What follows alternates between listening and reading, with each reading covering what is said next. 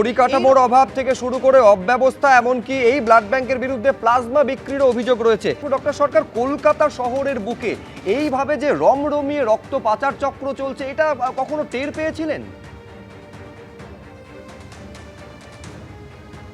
না, এটা আমরা আগে কখনো বুঝতে পারিনি, কিন্তু এটা একটা ভয়াবহ জিনিস চলছে এখন বুঝতে পারছি।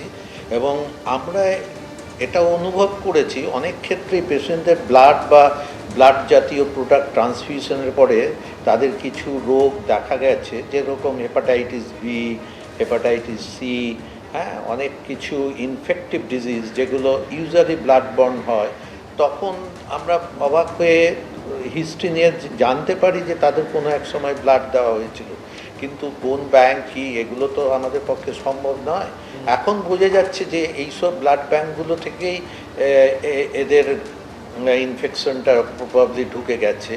এখন ব্লাডের স্কেয়ারসিটি সব জায়গায় আছে, বিভিন্ন সরকারি জায়গায় ব্লাড অনেক সময় পাওয়াই যায় না, তখন মানুষ চাপে পড়ে এইসব ব্লাড ব্যাংকের কাছে চলে যায়, কারণ আমরাও প্রেসারাইজ করি যে ইমিডিয়েট ব্লাড জোগাড় করে আনুন, আর সেই ক্ষেত্রে তারা এইসব প্রাইভেট ব্যাংকগুলো থেকে আনে।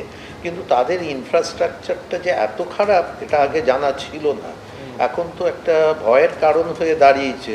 আবার এটাও ঘটনা যে ব্লাড আমাদের প্রয়োজন, প্রচুর ব্লাড লাগে এবং ব্লাড প্রোডাক্ট বিভিন্ন কারণে, এবং এই ব্লাড ব্যাঙ্কগুলো বন্ধ হলে তখন আরও স্কেয়ারসিটিটাও বেড়ে যাবে।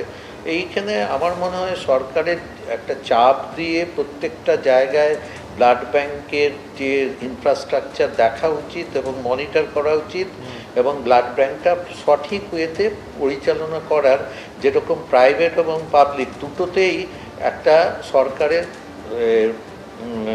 চেক প্রসেস থাকা উচিত।